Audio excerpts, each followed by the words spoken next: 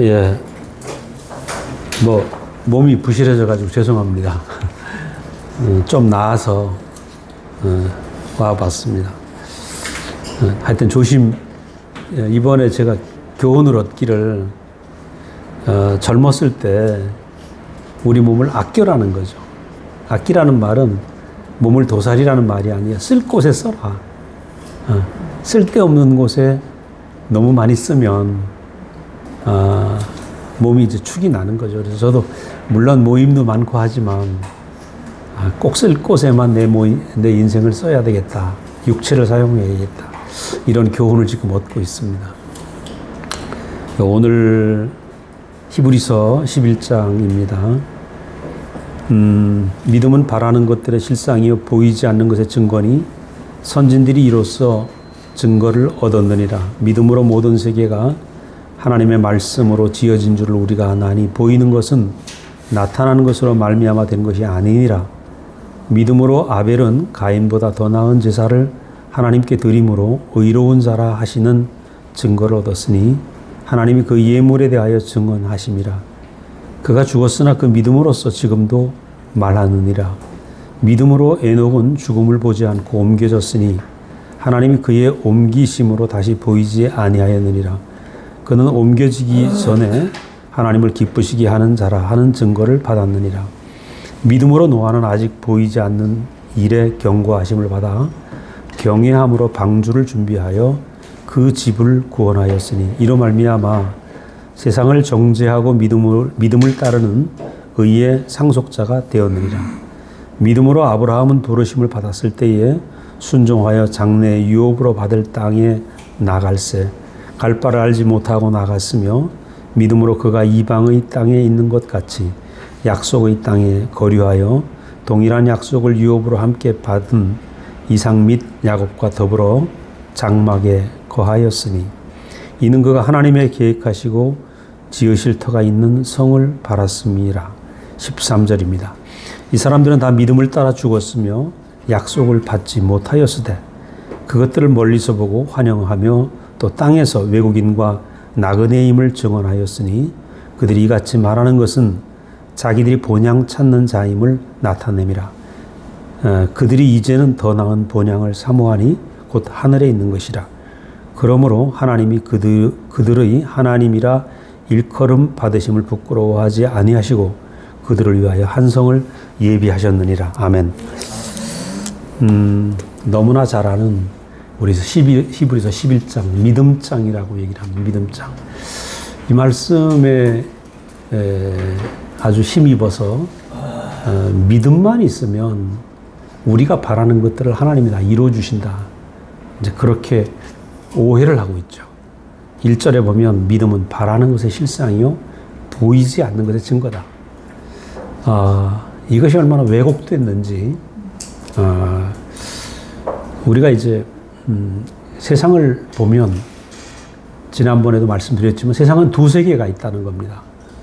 하나는 선악과로 만들어진 세상, 그죠? 또 하나는 생명의 노선으로 된 하나님 나라. 그러니까 동산 안에 있는 두 나무가 그대로 이 땅에 존재하고 있습니다. 현재도. 그럼 현재 세상에 있는 것은 다 무엇이냐? 이것은 선악과를 기초로 만들어진 세계라는 것입니다. 이 선악과의 세계는 하나님이 사람을 지으실 때 산혼으로 지었다. 그 산혼의 기능 중에 가장 뛰어난 것이 지정의를 가진 생각입니다. 생각. 지정의. 지식을 깨닫고 감정을 느끼고 어떤 의지를 가지고 사는. 그게 사람이라고 할 수 있잖아요. 이게 산혼의 기능인데 여기서 가장 중요한 것이 뭐냐면 그 생각이라는 거죠. 생각. 근데 그 생각 속에 뭐가 들어가냐면 선악과를 줄 때 내가 이것을 먹는 날에는 선악을 아는 일에 하나님 같이 될까 하노라. 내가 하나님 같은 존재가 되고 싶다. 그 생각이 들어온 것입니다. 그러니까 내가 하나님 되어 살려고 하는 이 생각이 들어오니까 모든 내 산혼의 기능이 내 생각대로 사는 거예요. 내 생각대로. 그래서 내 생각이 굳어지면 뭐가 됩니까? 고집이 되고, 고집이 굳어지면 신념이 되고, 그죠? 그래서 생각해 보십시오. 모든 세상은, 이 세상의 모든 세상은 생각으로 살고 있죠. 그래서 생각이라는 게 나쁜 거냐? 그렇진 않아요. 그러니까 생각이라는 것은 기능입니다, 기능. 이것을 고상하게 말하면 이성이라고 얘기하죠, 이성. 그러니까 이성과 생각과 이성은 같다고 볼 수 있는데 이 이성의 기능이 과학을 발달시키고 문명을 발달시키는 데 있어서는 탁월하다는 것입니다. 근데 문제는 그 이성 속에 뭐가 있냐면 하나님을 대적하여 내 마음대로 살겠다라고 하는 하나님 같이 살려고 하는 이 선악과의 본성이 깃들어 있다. 그래서 칸트의 순수 이성 비판을 한마디로 뭐라고 얘기하냐. 우리 김윤동 교수 말은 순수한 이성은 없다. 그죠? 이성은 오염됐다. 그 순수 이성 비판이라는 제목 자체가 이성 자체가 오염됐다는 거예요. 그러니까 오염된 이성으로 어떻게 됩니까? 예수님이 돌아가시고 나서 헬라 사상과 사도들이 죽고 나서 헬라 사상과 예수님이 주신 모든 말씀과 예수님의 모든 삶에다가 헬라 사상이 들어와서 헬라화 시켜버렸어요. 그럼 헬라라는 건 어떤 세계입니까? 고도로 이성이 발달한 세계죠. 로고스의 개념이라든가 이데아 개념이라든가 이런 고도의 이성과 관념이 발달해서 누가 나왔습니까? 소크라테스가 나오고 플라톤이 나오고 아리스토텔레스가 나오니까 그 당시로는 최고의 이성의 결과가 헬라입니다. 헬라. 그러니까 어떻게 하면 이 예수의 교훈을 헬라에 옷 입혀서 세상에 뛰어난 학문이다. 이렇게 만들고 싶은 욕심이 났던 거죠. 그러다 보니까 결국은 예수는 어떻습니까? 신이다. 이렇게 규정하게 되고 삼위일체가 나오게 되고 십자가에서 내려오지 못한 예수는 간 곳이 없어지고 십자가는 사라지고 십자가도 위대한 행위로 해석을 하기 시작한 거죠. 이 오염이 2000년 기독교 역사였습니다. 그러니까 생각이 발전해서 이성이 되고 이성이 어떤 교리가 되고 그죠. 그래서 삼위일체 교리에 어긋나면 모두 추방을 당하는 거죠. 그래서 제가 요즘 그 시간이 좀 되니까 교회사를 이렇게 읽어봐도 그 예수님 돌아가시기 전부터 벌써 헬라 유태교를 갖다가 어떻게 헬라화 시킬까 이 운동이 있었고, 그리고 예수님이 돌아가시면서 곧바로 사도들이 있는 사도 요한이 눈이 벌겋게 살아있는 그 시절에 벌써 이 예수를 갖다가 헬라화 시키려고 하는 운동이 벌어지기 시작하는 거죠. 그러다 보니까 예수를 신으로 추앙을 하고 특히 로마 황제가 예수는 신이다 이렇게 규정을 해버린 겁니다. 그리고 예수가 사람이라고 하는 사람들은 전부 내쫓죠. 내쫓아서 이 사람들이 어디로 쫓겨가냐. 동방정교나 네스토리 우파라든가 이런 데로 쫓겨가서 나중에는 결국 추방을 다 당하는 그런 상황이 된 겁니다. 제가 오늘 이 얘기를 왜 하냐 하면 우리가 이제 그 예수를 신으로 만들어 놓고 보니까 어떻게 됩니까? 예수를 믿으면 하나님이 내 소원을 들어주시겠구나. 이렇게 된다는 얘기입니다. 그래서 여기서 보면 지금 믿음장에 바울이 말한 이게 지금 아볼로가 썼냐 또 이 바울이 썼냐 얘기를 하는데 이제 지금 위트니스리 형제 같은 경우에는 이제 바울이라고 얘기를 많이 하고 있습니다. 근데 자 여기에서 뭐라고 얘기하냐. 믿음은 바라는 것들의 실상이요. 자 그럼 도대체 믿음이라는 여기서 계속 믿음 얘기가 나옵니다. 믿음을 지금 뭐라고 하냐면 피스타스, 페이스, 헬라어로 피스타스라고 하고 페이스라고 영어로 페이스라고 하는데 신뢰, 확신, 신뢰할 수 있음. 그럼 믿음이라는 말은 신뢰라는 겁니다. 아예 이 원어 사전을 찾아봐도 처음부터 신뢰가 나와요. 신뢰. 신념이 아니라는 겁니다. 신뢰라는 거는 자 내가 부모와 나의 관계는 어떻습니까? 전적인 생명의 신뢰잖아요. 이 신뢰는 노력하지 않는 겁니다. 그죠? 신념은 노력해야 되는 거고, 신뢰는 내가 그냥 믿어지는 거예요. 엄마의 사랑은 믿어지는 거죠. 아버지의 사랑은 믿어지는 거예요. 그럼 사랑은 신뢰에서 저절로 발생되는 거죠. 근데 이것이 이제 곧바로 제가 이걸 다시 한번 이렇게 찾아보니까 헬레니즘이 들어오면서 신념화됐다는 거예요. 원어에서도 그렇게 나오고 있습니다. 그래서 신념이 뭐냐면 컨빅션이다. 신념. 신념이라는 건 내가 의지를 가지고 이렇게 하면 이루어진다. 그럼 세상은 어떻습니까? 세상은 전부 생각과 신념으로 이루어졌어요. 그죠? 하면 된다. 하면 된다. 하면 된다. 우리가 그동안에 신앙생활 어떻게 했습니까? 신념으로 하셨죠. 하면 된다. 기도하면 응답하신다. 내가 내게 응답하겠고, 그죠? 또 구하라 주실 것이요. 두드리라 열릴 것이고, 찾으면 찾을 것이고, 온통 말씀을 전부 신념에 맞추는 거라. 그래서 이 믿음이라는 게 신뢰가 바탕이 아닌 신념을 바탕으로 변질이 돼버렸다는 거죠.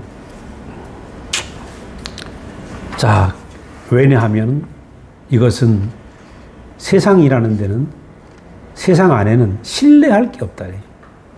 신뢰할 사람이 없기 때문에 신념으로 살 수밖에 없는 거예요. 신뢰할 것을 만나본 적이 없는 거죠. 이게 불행이다. 어렸을 때 부모와 자식 사이는 신뢰가 바탕으로 살아요.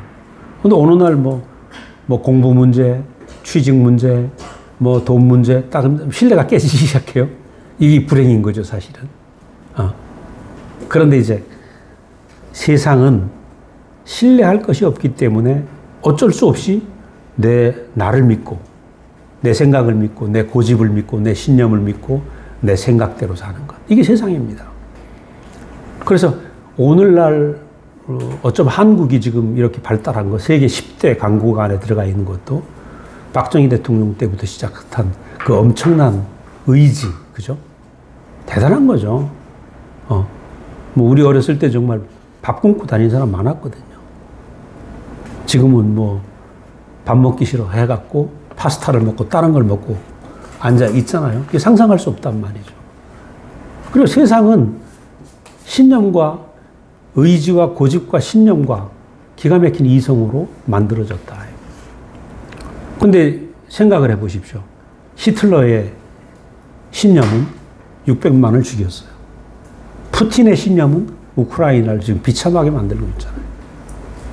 그러니까 세상이라는 거는 신념이 강한 사람, 힘이 센 사람이 생존 경쟁에서 이기는 비참한 약육 강식의 논리가 이제 좌우되는 비참한 것이 바로 세상인 거죠. 신뢰할 수 있는 사람이 없다. 이게 불행이다. 불행이다. 이것이 바로 어둠이죠. 문제는 이제 오늘날 가장 문제는 세상은 그렇다고 치더라도 수많은 교회도 그렇다는 겁니다. 교회도 신뢰할 수가 없어. 그러니까 수많은 목사님들이 뭐라고 기도합니까? 나는 감춰주시고, 나는 감춰주시고 오늘 성령께만 나타나게 해달라고. 그 말을 한마디로 믿을 놈 아무도 없다는 얘기 아닙니까? 그렇잖아요. 신뢰할 사람이 아무도 없다.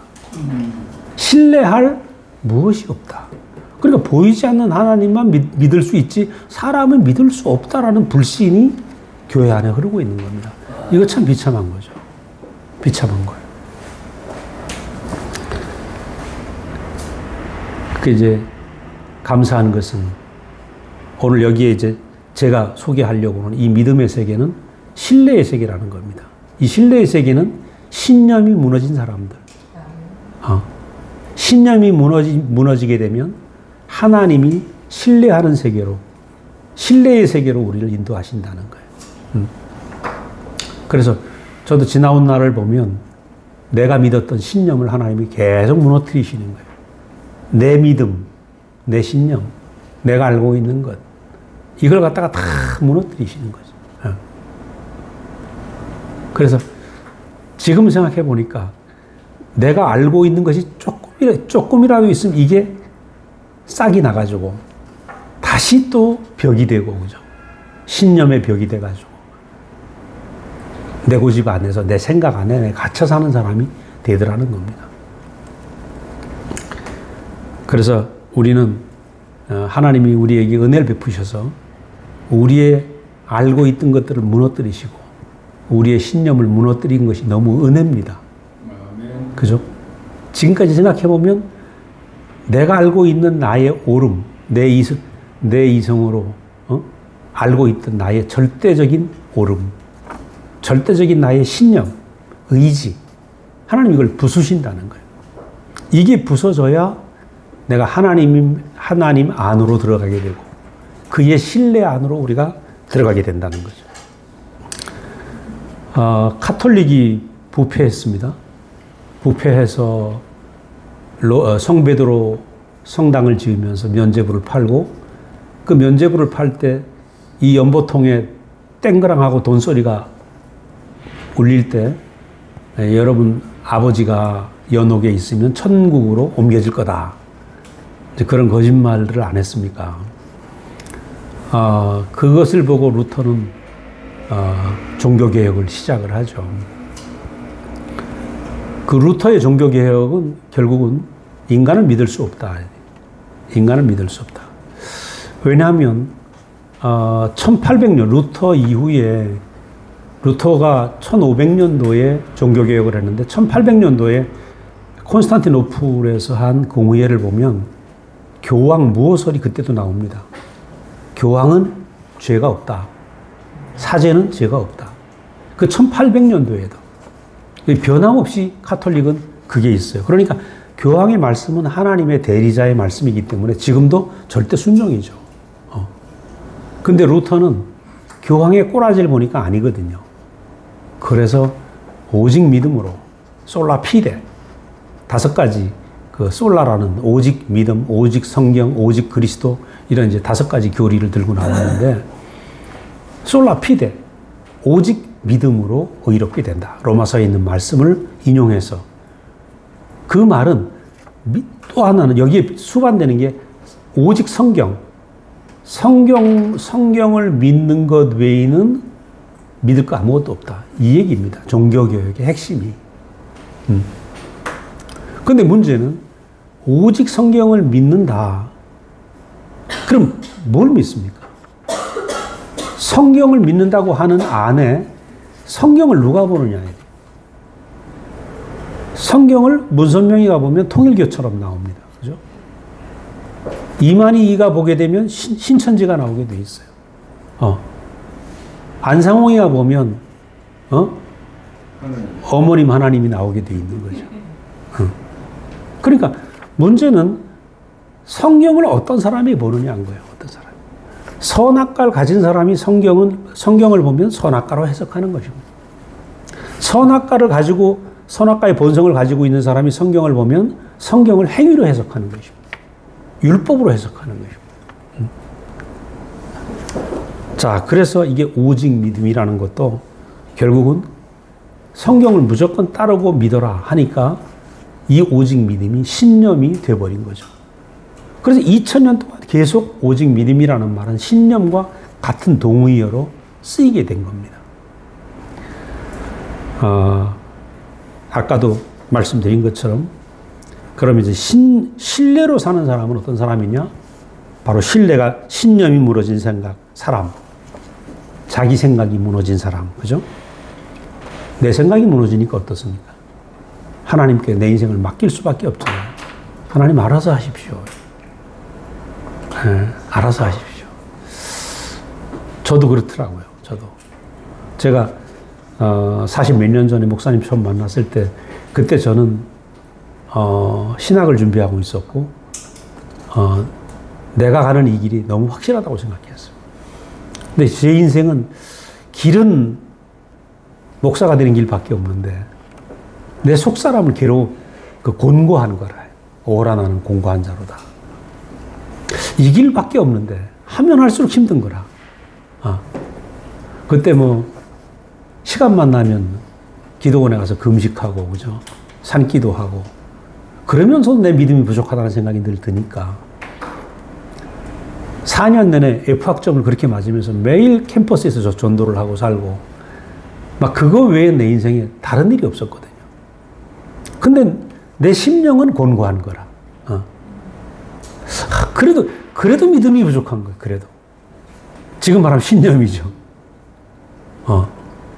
지금도 생각해보면 참, 거기서 제가 이제 목사님을 만나면서 내가 버티고 있던 믿음이 끝나버렸어요. 근데 그때 제가 우리 춘천에서 이제 그 샘바산장이라는데, 소양댐 밑에 샘바산장이라는 데서 집회를 80명이, CCC 멤버 80명이 우리 목사님을 초청해서 말씀을 들었는데, 저하고 둘도 없는 친구가 하나 있습니다. 아주 중마고우죠. 맨 앞줄에서 둘이서 말씀을 같이 들었어요. 그 친구가 CC 총순장을 하고 다음에 내가 총순장을 했어요. 춘천지구 총순장을 하고 말씀을 듣고 그 첫 집회 첫째 날 제가 앞에 나가서 찬양을 하고 그리고 목사님 말씀을 들었는데 나는 그 목사님 말씀 안에서 내 신념과 내 믿음이 무너지는 시간이었어요. 딱 무너지고 나니까 그때 무너지게 된 것은 왜 무너지게 됐냐. 목사님 말씀을 듣는데 하나님의 형상으로 지어진 사람은 저렇게 사는구나. 사람은 하나님의 형상으로 지어졌는데 그 형상으로 살게 되면 우리 인생은 완전하게 지어진 사람이고 내가 내 뜻대로 살면 인생은 불완전하구나. 그게 딱 보였어요. 그때 내 뜻대로 말고 하나님 뜻대로 하십시오 하는 형상으로 사는 참 사람을 내가 처음 본 거죠. 근데 그때 사람의 영광이 내게 보인 겁니다. 목사님을 보는데 너무 아름다운 거라. 야, 하나님의 형상으로 사는 사람이 저렇게 아름답구나. 하나님의 형상으로 사는 참 사람의 아름다움을 보면서 내가 쌓았던 신념이 무너진 거죠. 내가 알았던 신앙과 이성과 내가 알았던 모든 게 무너졌어요.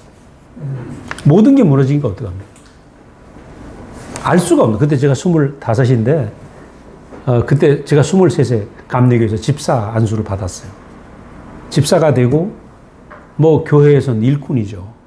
CCC에도 그렇고.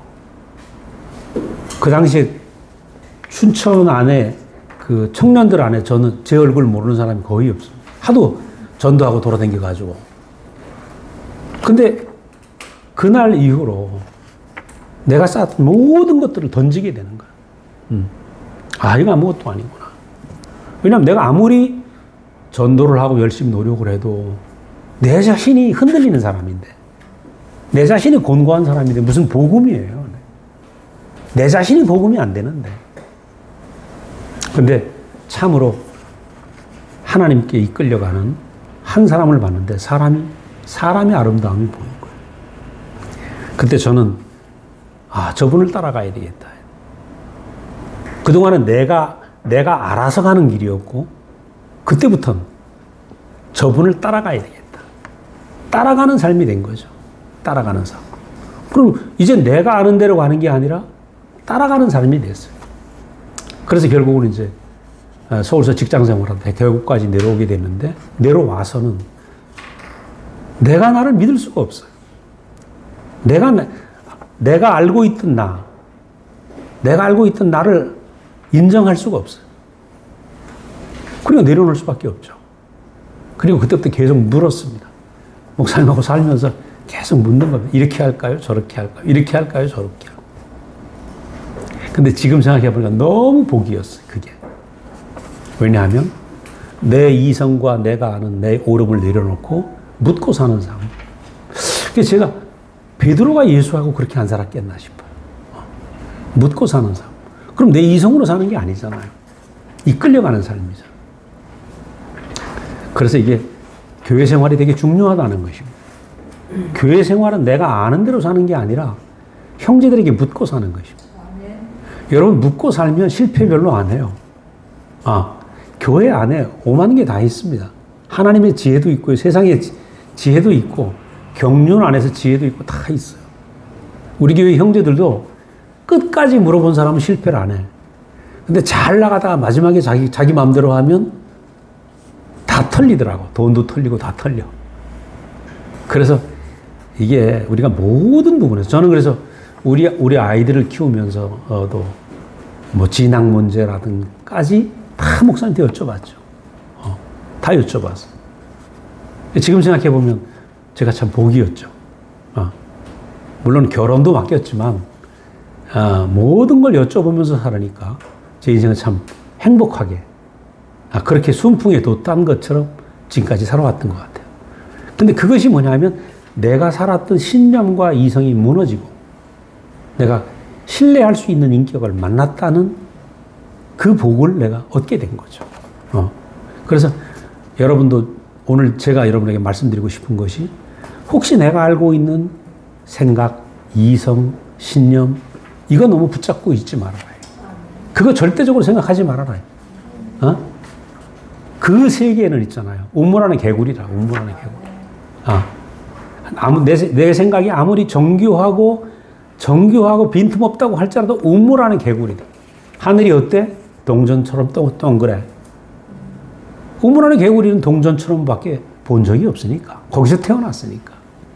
그게 생각의 우물입니다. 생각의 우물. 그래서 여기에서 보면 믿음은 바라는 것의 실상이요 보이지 않는 것의 증거니. 그래서 증거. 이 증거를 갖다가 실상이요. 믿음은 바라는 것의 실상이요. 실상의 뜻이 이제 휘포스타시스인데, 이것은 뜻이 뭐냐 하면은 실상이다, 실제다, 본질이다, 어떤 것의 기초다, 이런 뜻입니다. 그러니까 이 믿음이라는 말을 내가 정말 신뢰할 수 있는 그 분에게 내 인생을 던지고 그 이끌림에 내 인생을 맡기게 되면 그 이끌림 자체가 내 인생의 실상이다. 그죠? 하나님이 우리를 이끌어 가셔서 이끌어 가는 것이 내 인생의 실제다. 자, 아브라함 얘기 좀 이따 나오겠지만, 아브라함을 내가 내게 지시한 땅으로 가라. 불러내셨잖아요. 그러면 갈대아 우르처럼 최고의 문명이 발달한 도시를 떠나서 갈 바를 알지 못하는 하나님께 이끌려가고 있는 아브라함의 삶은 어때요? 하나님의 인도 자체가 아브라함의 전부입니다. 그죠? 인도하심이 전부예요. 인도하심이 전부입니다. 이 세계는. 신뢰가 전부입니다. 은성이가 어렸을 때 엄마 손을 붙잡고 어딜 갔다. 그럼 뭐예요? 이끌려가는 그 엄마에게 이끌려가는 것이 은성이의 전부입니다. 이끌림이 실제죠.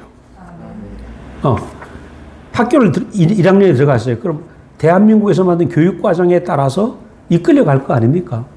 그 교육과정, 1학년 과정, 2학년 과정, 3학년 과정을 겪으면서 교육과정에 정해놓은 그 안에서 나는 교육을 받으면서 교육의 실제를 경험하는 겁니다. 이끌려가면서 내 실제가 쌓여가는 거죠. 그래서 이 신뢰의 세계는 하나님의 이끌림과 하나님의 계획이 내 인생의 기초가 된다. 내 생각이 기초가 아니고 이끌림이 나의 기초다. 그죠? 이끌림이 나의 기초다. 그래서 사도 바울은 뭐라 그랬습니까? 나는 매일 죽노라. 나는 죽고 그리스도만. 그건 매일 이끌려간다는 얘기예요. 내 생각은 매일 죽고, 내 아는 것은 매일 죽고, 나는 매일 하나님의 이끌림에 이끌려간다. 이게 전혀 다른 세계입니다. 신뢰의 세계는. 그래서 이끌림이 우리의 실제고 우리 인생의 기초다. 슈퍼스타시스. 이끌림이 기초다. 그래서 여러분, 이건 전혀 다른 세계. 그리고 여기 11장에 나오는 이 믿음의 세계, 이 세계에 나오는 수많은 아주 슈퍼스타들이 나옵니다. 이 슈퍼스타들은 전부 어떤 사람이냐? 이끌려간 사람들이래. 이끌려간 사람들. 자, 두 번째로 보면 신뢰로 세워진 세대에서 증거를 받았다. 믿음으로 모든 3절에 보면 믿음으로 모든 세계가 하나님 말씀으로 지어진 줄을 우리가 아나니 그랬어요. 자, 여기 믿음으로, 이 믿음도 신뢰입니다. 하나님의 신뢰로 지어진 모든 세계. 이렇게 해석하면 됩니다. 그죠? 하나님의 신뢰로 지어진 모든 세계. 하나님의 신뢰로. 하나님 말씀으로 지어진 줄 안다. 얘기를 했는데, 자, 여기에서 모든 세계라는 말을 이제 헬라어로 아이온이라고 얘기했는데, 어떤 번역은 우주, 그래서 우주, 모든 세계. 근데 이 아이온이라는 뜻은 개념이 좀 다릅니다. 모든 세계라고 할 수도 있고, 모든 세대라고 할 수도 있고, 세대. 세대라는 말이 더 정확하게 가까울 겁니다. 자, 말하자면, 지금 은성이가 살고 있는 시대는 스마트폰 시대죠. 그죠? 그 우리는 옛날에 라디오, 재수 형님이나 저희 어렸을 때는 라디오도 없었어. 동네 스피커 하나, KBS 나오는 거 하나. 그것도 AM 방송, FM도 없었어요. 에? 그래서 그 동네에 스피커 하나, 집에 보면 스피커 하나 달려 있는데 거기에 KBS AM 방송 하나만 나와. 딱 틀으면 요만한 베니아판 상자로 된 정숙 자매 모르지, 그치? 모를 거야, 그 시대를. 우리는 그 시대를 살았어. 그 시절에는 화장실에 문이 없어. 가만히 떼기 하나 쳐가지고, 마음이 안에서 녹화할 데가 없으니까 바깥에서 안에서도 하는 게 수신호입니다. 자, 그 시대에서 라디오 시대가 왔고, TV 시대가 왔고, 칼라 시대가 왔고, 스마트폰 시대로 온 것처럼 세상의 변천입니다. 그죠? 자, 이 신뢰의 세대가 지금 어떻게 흘러왔는지가 11장에 나오고 있습니다. 신뢰의 세대가. 거기 보면은 뭐라 그랬습니까?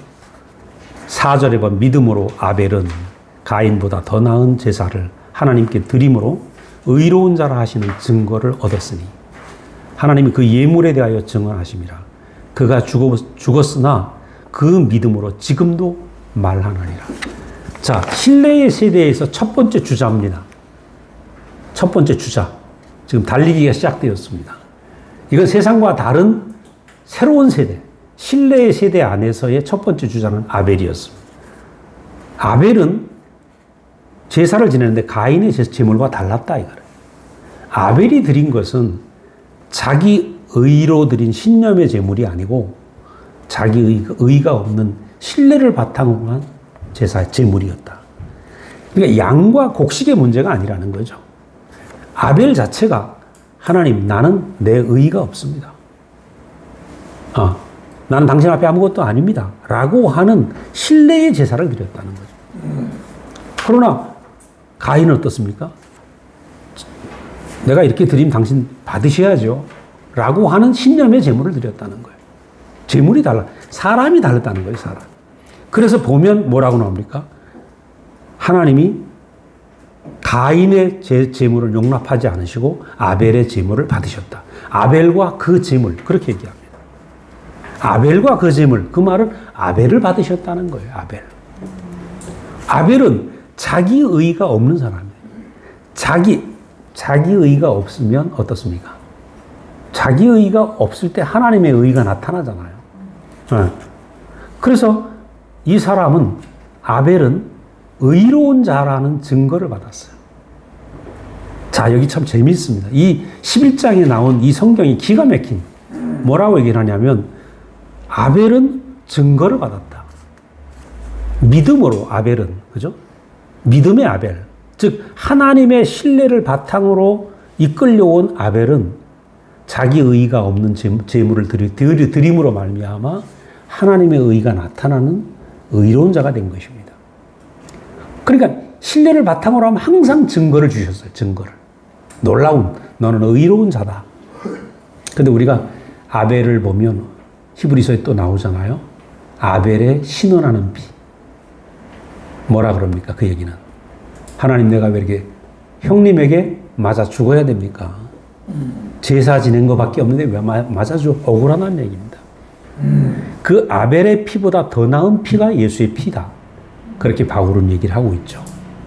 그래서 물론 이 아벨도 너무 귀한 죽음을 죽은 거죠, 사실은. 그러나 자기 안에 한이 맺혀 있다. 한이 맺혀 있다. 왜 죽어야 되는가? 두 번째 이제 에녹입니다. 에녹은 하나님과 300년을 동행하다가 하나님 안으로 그냥 들림받은 사람 아닙니까? 동행하던 사람. 근데 에녹은 어떤 증거를 받았는가? 하나님을 기쁘시게 하는 자라는 증거를 받았어요. 기쁘시게 하는 자. 자, 이것이 우리의 삶의 예표죠. 예표. 하나님을 신뢰해서 하나님, 나는 당신밖에 없습니다. 그리고 하나님 뜻대로 살으려고 하는, 하나님의 만족과 기쁨을 위해 살으려고 하는 그 자리가 하나님 뜻대로 하옵소서 하고 하나님의 기쁨을 위해 사는 그 참 사람의 자리가 하나님의 지극한 만족이라는 거죠. 그 인생은 하나님을 기쁘게 하기 위해 살기 위해 존재한다. 우리가 레위기에서 보면 첫 번째 제사가 번제입니다. 번제. 번제는 완전히 제가 될 때까지 밤새도록 양을 태우는데 그 번제의 목적은 하나님의 만족을 위한 제사예요. 그 말은 인생은 하나님의 만족을 위해 지어졌다.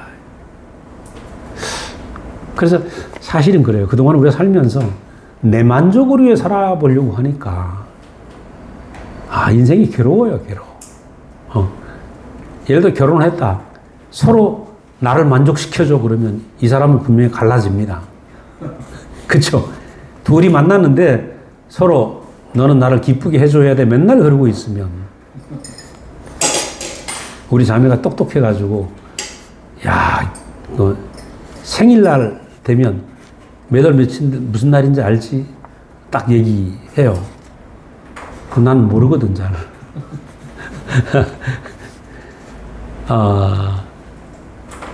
우리가 내 만족을 위해서 살면 인생이 피곤합니다. 근데 이상하게 사람이라는 존재가 누구의 만족을 위해서 살게 되면 행복해. 그냥 하나님의 만족을 위해 살도록 그렇게 지어졌다는 것입니다. 하나님의 만족을 위해서. 그래서 하나님의 만족을 위해서 산 에녹. 그러니까 300년 동안 하나님의 만족을 위해서 살고 하나님 기쁨을 위해 살다 보니까 그는 하나님 속으로 간 거죠. 그게 인생이다. 우리는 에녹을 통해서 그렇게 알 수 있습니다. 인생은 하나님의 만족을 위해 살다가 하나님과 동행하다가 하나님 안으로 사라져간다. 너무 쉽죠? 에녹은 그 삶의 예표입니다. 예표. 세 번째, 노아입니다. 노아는 갑자기 그 마른 하늘에 하나님이 산에다가 방주를 지어라. 그러니까 노아는 생각을 해보세요. 미친놈이죠. 어떻게 남들이 봤을 때는. 눈에 보이기는 건 마른 하늘인데 어떻게 방주를 산 위에다가 져라. 그런데 그는 하나님의 신뢰 안에 있던 사람이에요. 자기 생각을 믿지 않고 자기 판단을 믿지 않고 하나님 뜻대로 방주를 만들어서 구원의 집을 예비했죠. 자기뿐이 아니라 온 가족과 동물과 생물들을 구원하는 구원의 집을 예비했고 의의 상속자다. 즉 하나님의 의가 완전히 상속된 사람. 자기 오름은 하나도 없는 사람. 그 온 땅에 가장 의로운 자라고 얘기를 안 했습니까? 온유한 자고 의로운 자다. 노아를 가리켜서. 그러니까 하나님의 의가 온전히 나타난 사람. 그 의가 집으로 나타난 사람. 그렇게 생각하면 되겠죠. 그래서 하나님의 의가 점점 확대되고 있는 것입니다. 네 번째는 이제 갈대아 우르에서 부름받은 아브라함입니다. 우리가 잘 알고 있는 아브라함. 근데 아브라함은 아까 말씀드린 것처럼 정말 그 당시에 우르라는 땅은 말이죠. 세계 문명의 중심지였어요. 알렉산더 대왕이 그 갈대아 우르 그 바빌론을 점령하고 나니까 깜짝 놀란 겁니다. 미개인인 줄 알았는데 이렇게 문명이 발달하고 거죠. 그 당시에 그 우르의 문명은 세계 최고였습니다. 그런데 그것을 떠나서 내가 내게 지시한 땅으로 와라. 그 말 한마디 듣고 하나님께 이끌려온 사람입니다. 저도 오늘 아침에 정섭이 형제하고 이렇게 오면서 정섭이 형제가 이끌려온 자리도 이렇게 생각을 같이 이렇게 해봤습니다.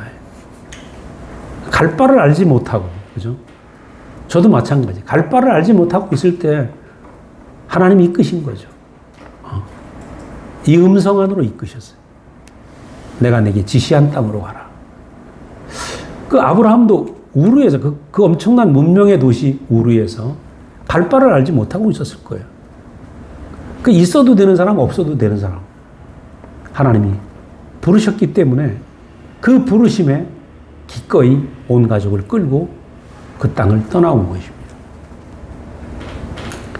떠나와서 어떻게 됐습니까? 결국은 하나님께 이끌려가지고 가나안 땅, 하나님이 약속하신 약속의 땅. 저는 이게 참 약속의 땅이라는 말이 그냥 예사롭지가 않아. 약속의 땅이라는 건 하나님의 약속이 흐르는 땅이잖아요. 그죠? 가나안 땅은 하나님의 약속이 흐르는, 아까 제가 그랬잖아요. 믿음은 바라는 것의 실상이요. 하나님의 약속은 반드시 이루어집니다. 여기 믿음, 이 하나님의 믿음의 각 세대들이 쭉 아벨서부터 에녹, 노아, 아브라함에 이르기까지 뒤에 모세가 나오고 사사들도 나오고 다 나오는데요. 이거 전부 하나님의 약속이 흐르는 이 세대들입니다. 하나님의 약속을 바탕으로 해서 그것을 믿고 끌려온 사람들. 그러고 보면 우리가 다 끌려온 사람들이죠. 다 그걸 버리고 갈 바를 알지 못하고 했는데 하나님이 우리를 끌어내셨어. 도저히 우리는 그 땅을 나올 수가 없어요. 저도 생각하면 나올 수가 없어요. 제가 어떻게 그 땅을 나오겠어요? 제 동생도 감리교 목사 잘하고 있어요. 근데 어떻게 하나님이 그 속에서 저를 끌어내셨는가 몰라. 그러니까 약속이 흐르는 땅으로 끌어내신 거죠. 신념으로 사는 게 아니고 하나님의 약속이 흐르는 그 땅으로 우리를 불러내셨다. 그래서 와서 뭘 받았습니까?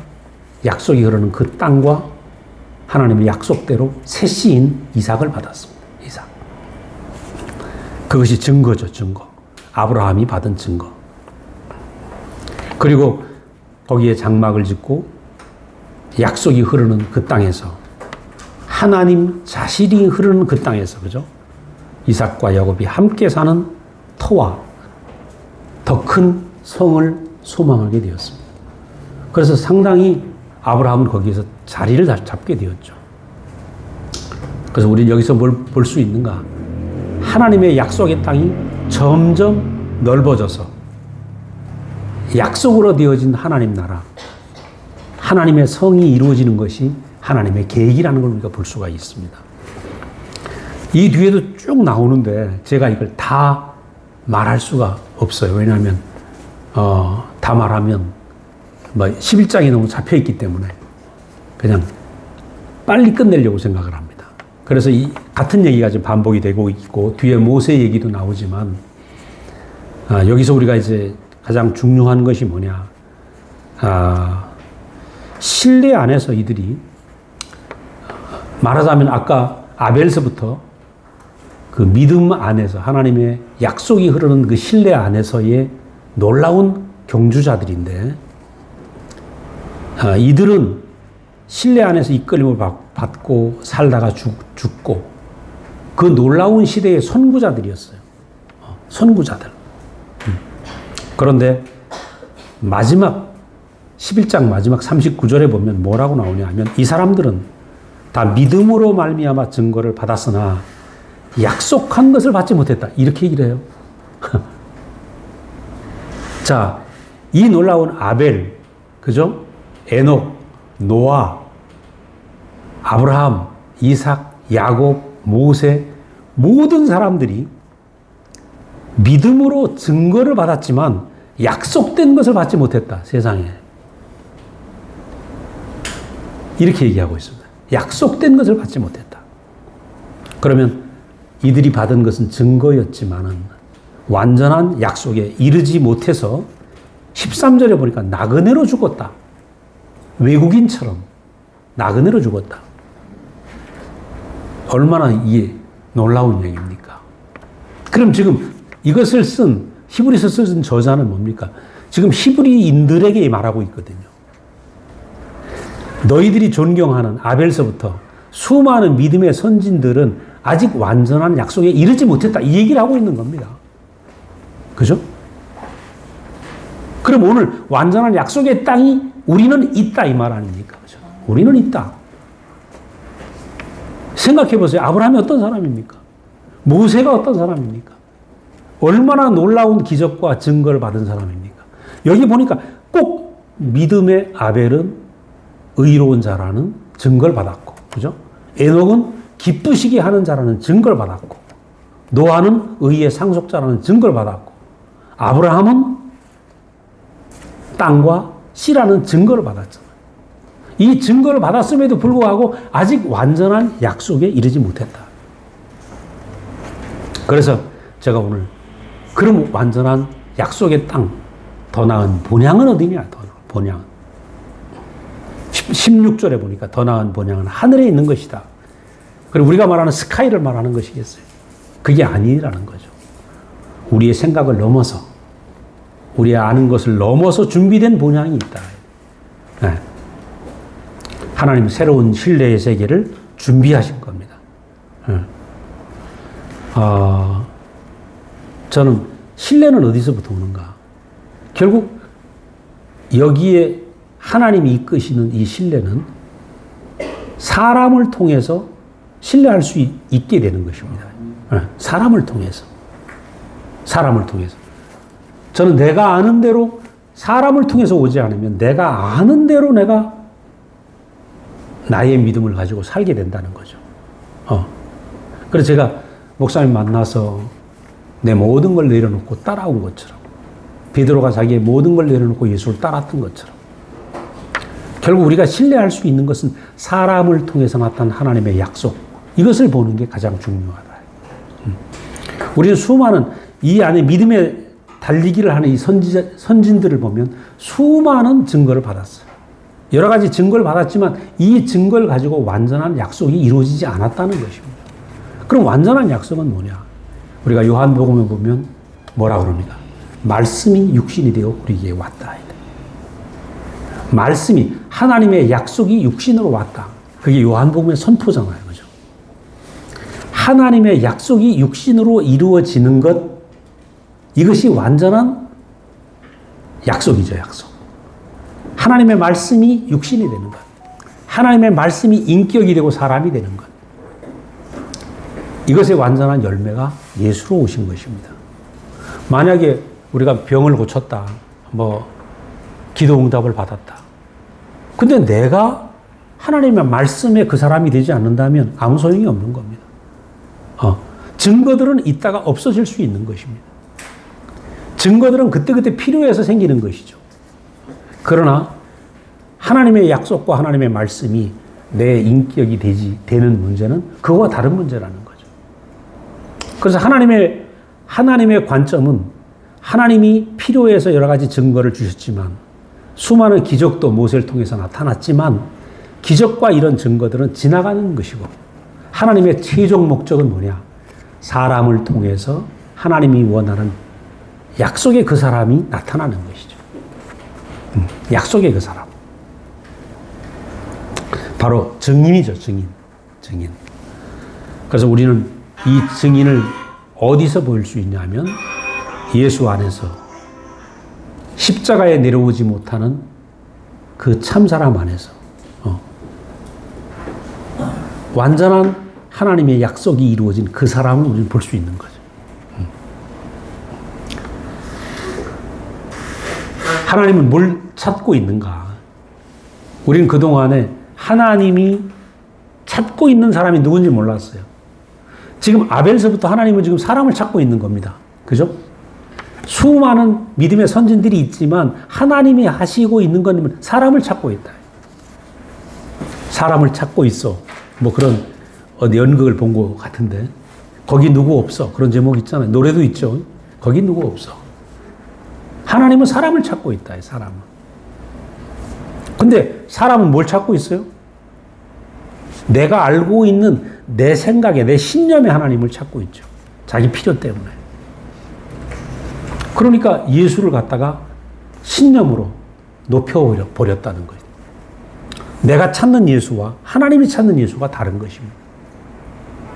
하나님이 찾는 예수는 어떤 사람이냐? 하나님 내 영혼 아버지께 맡깁니다 하고 십자가에 못 내려고 죽을 그 사람이었어요. 그 사람. 이 사람이 처음에 아담을 창조하실 때에 참 사람의 목표였던 거죠. 그래서 흙으로 만든 것입니다. 흙으로. 그래서 오늘 하나님이 찾는 영원한 사람은 바로 약속의 그 사람은 누구냐? 십자가에 내려올 수 없는 그 사람의 하나님 내 영혼을 맡깁니다 하고 십자가에 매달려 있는 그 사람이 하나님이 찾는 그 사람이고 그 사람이 약속의 그 사람이고 이 사람이 하나님의 영원한 그 하나님이 찾던 그 사람일 뿐 아니라 사람이 있어야 될 영원한 본향이라는 거죠. 본향. 그러니까 요즘 우리 목사님이 그런 말씀을 하세요. 내가 이 말씀을 몰랐으면 이 위치를 모르면 객사할 뻔했다. 오늘 이 말씀 나오잖아요. 여기. 이 약속을 받고 증거를 받은 이 사람들도 나그네였다. 아직 본향을 찾지 못했다. 그럼 무슨 얘기입니까? 나쁘게 말하면 객사입니다. 이 놀라운 사람들이. 히브리서 저자는 그 말을 하고 있는 거예요, 지금. 여러분, 정말 대박 맞은 줄 알아야 됩니다. 객사할 뻔해서 객사할 뻔. 저도 마찬가지입니다.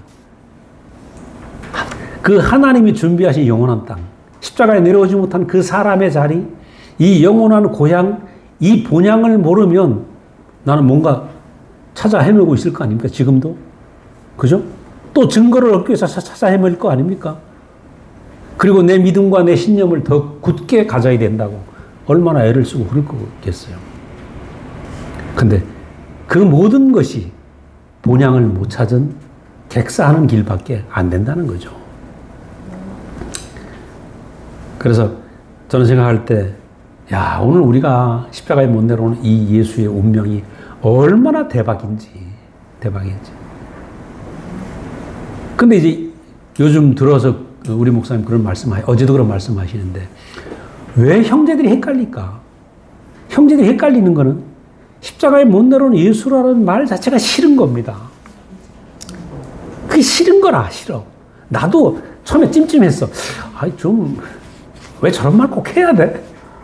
좀 다른 말, 고상한 말 없을까? 왜냐하면 사람의 본질은 십자가에 뛰어내리고 싶거든. 그렇잖아요. 그래, 싫은 거라, 싫은 거. 그래서 이 십자가에 못 내려오는 참 사람의 자리가 영원히 우리의 인생의 위치고 우리의 자리다. 근데 이 자리가 얼마나 완전한 땅인지 몰라요.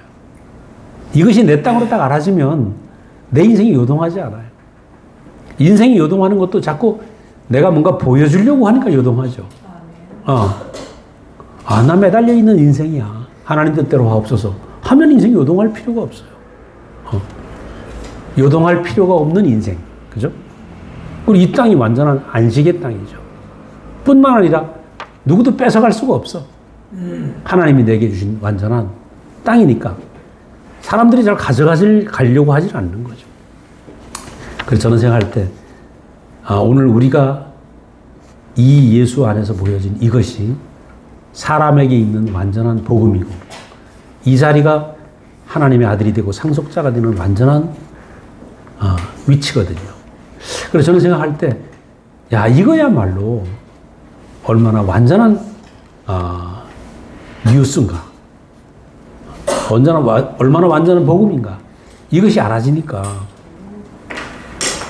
인생이 너무 쉬워진 거죠. 쉬워졌어요. 그래서 이전까지 아마 저는 그 얘기를 했습니다마는 그동안에 이 수많은 믿음의 선진들, 아까 말씀드린 각 세대의 주자들입니다. 그죠? 계속 판이 바뀌어 왔어요. 각 세대의 주자. 아벨 시대에는 아벨이 선도주자예요. 에녹 시대에는 에녹이 선도주자입니다. 모세 시대에는 모세가 선도주자예요. 그런데 이 모든 이 시대가 하나님과의 연애하는 시대였다. 연애하는 시대. 그렇다면 오늘 십자가에 못 내려오는 이 자리는 하나님과의 결혼이다. 결혼. 연애와 결혼은 다르잖아요. 연애에는 증거가 많이 필요합니다. 뭐 증명해봐. 날 좋아한다고? 증명해봐. 에? 그러면 남자는 증명하려고 애쓸 거 아닙니까? 오만 짓을 해가면서 없는 말도 전해갖고 하고 오죠. 거짓말도 해가면서 증명해봐. 근데 결혼은 뭡니까? 결혼하니까 민낯이 다 드러나죠. 근데 결혼하는 순간 뭐예요? 남편의 모든 것이 자기께 되는 겁니다. 아무리 시골에 못 살아도 부잣집에 시집가서 팔자만 고치면 부잣집 곳간이 다 자기 거 아닙니까? 우리 자매는 경상도 여자인데 나하고 결혼하니까 본적이 나하고 똑같아. 강원도 여자가 돼버렸어요. 결혼하면 본적이 신랑 본적이 되잖아요. 신랑께 모든 게 자기께 되는 거죠. 신랑이 아기를 갖고 누리고 그죠. 이게 세판이라는 세판. 그래서 이 문제는 연합의 문제입니다. 그죠? 그동안에 연애가 아니고 어떻게 예수와 하나 되고 연합되는가? 연합. 어떻게 포함되고 연합되는가? 그건 예수에 내려오지 못하는 운명이 내 운명으로 보이는 순간 예수 운명이 내 운명이 된다는 거예요. 예수와 내가 전혀 분리되지 않아요. 요즘은 예수와 이상하게 주님과 내가 분리가 안 돼, 분리가. 하나도 분리가 안 돼요. 그의 운명이나 내 운명이나 똑같단 말이에요. 또 여러분이나 내 운명이나 똑같아요. 목사님이나 내 운명이나 똑같아요. 이게 뭡니까? 결혼이잖아요, 결혼. 연합이죠. 이 믿음의 선진들이 얼마나 노력을 했습니까? 근데 노력이 아니고 내가 예수의 운명 안에서 내 운명이 보이기만 하면 우리는 그냥 하나가 된다. 결혼이 된다. 그러니까 세판이죠. 마지막에 11장 마지막 절에 보면 이는 하나님이 우리를 위하여 더 좋은 것을 예비하셨은즉 우리가 아니면 그들로 온전함을 이루지 못하게 하려 하심이라. 야, 하나님이 우리에게 지금 이 놀라운 걸 예비하셨다.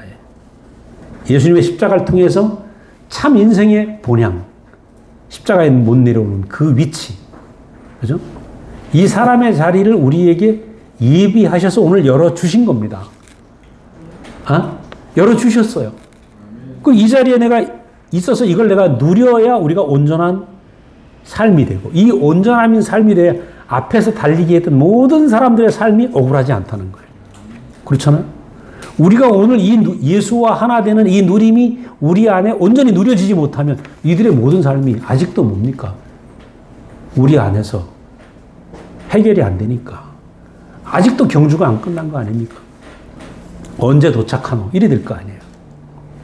야, 그래서 전생할 때 오늘 우리가 누리고 있는, 우리 지금 마지막 주자죠. 계주를 하게 되면 이 믿음의 신뢰의 세계 안에 계주에서 마지막 주자로 바톤을 받은 겁니다. 여러분 정말 진주에 있다가 대박 난 거죠. 이 믿음의 선진들의 마지막 바톤을 받고 지금 골인을 한 거예요. 그리고 지금 달리고 있는 겁니다. 그죠? 야, 현아 복이다. 현아 복. 김현아 복이야 복. 지금 엄청난 얘기를 하고 있다. 이 중에 보니까 제일 마지막 주자가 현아구만. 그 앞에 은성이가 있고. 야, 정말 오늘 우리가 이런 이 땅이 정말 이 오래된 전설 같은 선진들이 꿈꾸던 그 약속의 땅, 그들이 달리기를 했던 목적이 바로 오늘 우리가 이런 이 땅 때문에 그들이 달리기를 했던 것입니다. 근데 오늘 우리는 이 땅에 도착을 했다 이 말입니다. 그러니까 우리가 이것을 누리고 하나님이 우리에게 주신 이 복을 온전히 누리고 우리가 이 결혼 생활을 하나님의 주신 모든 그가 상속하고 그가 우리에게 주신 모든 것들을 누려서 우리 안에서 풍성함을 우리 안에 감사와 찬양이 끊임없이 넘치게 될 때 이 믿음의 선진들의 모든 삶이 우리 안에서 열매가 되는 것입니다. 필요한 시간이었구나. 그때는 씨 뿌리는 아벨이 씨를 뿌렸다면 오늘 우리는 열매를 먹고 마시고 있는 거죠. 그래서 얼마나 우리가 놀라운 복음 안에 살고 있는지 우리를 이렇게 놀라운 추수 때에 우리 도착을 했어요. 그 룻기를 보면 룻이 그 모압 땅에서 먹을 게 없어서 시어머니를 따라서 베들레헴에 도착했는데 그때가 마치 추수 때야. 추수 때 도착을 해서 그 땅에 떨어진 나달을 줍다가 누굴 만났습니까? 보아스를 만나갖고 다윗 왕의 할머니가 되잖아요. 왕의 할머니. 그죠? 우리 지금 추수 때 도착을 한 겁니다. 온 모압 땅을 헤매다가 추수 때 도착을 해서 다윗 왕을 낳는 할머니가 된 룻처럼 오늘 우리가 이 놀라운 하나님의 모든 경륜의 추수 때에 도착이 된 것이 얼마나 감사한지. 정말 저도 그렇고 여러분도 얼마나 은혜로운 감사하지 않을 수 없는 이 은혜 안에 살고 있다는 게 너무 감사합니다. 기도하겠습니다. 사랑하는 주님, 은혜를 감사합니다. 우리가 많은 날 내 생각과 내 아는 것을 붙잡고 그렇게 많은 날 어둠 속에 살았습니다. 그리고 그것이 내 인생의 전부인 줄 방황하고 살았지만 주님이 은혜와 자비의 손길을 저에게 미치게 하시고 수많은 우리 형제들에게 함께 하셔서 하나님이 우리 인생에 간섭하시고 하나님의 신뢰 안에 하나님의 약속 안에 우리를 부르신 것을 감사합니다. 수많은 믿음의 선진들이 방황하고 있었지만 그들이 많은 증거 속에서도 완전한 약속의 땅을 보지 못하였는데 오늘 우리에게 예수 그리스도 그 십자가에 내려오지 못하는 운명이라는 완전한 땅으로 주님이 우리를 부르신 것을 감사합니다. 주님, 어떻게 우리가 이 은혜를 알게 됐는지 말을 할 수가 없고 주님께 감사드릴 수밖에 없습니다. 하나님이 이 약속의 땅에서 하나님이 준비한 모든 것을 우리가 누리기를 원합니다. 사람으로 지어진 것이 얼마나 완전하고 아름다운 축복인지를 온 세상 앞에 우리가 증언할 수 있기를 원합니다. 감사하고 예수님 이름으로 기도드렸습니다. 아멘.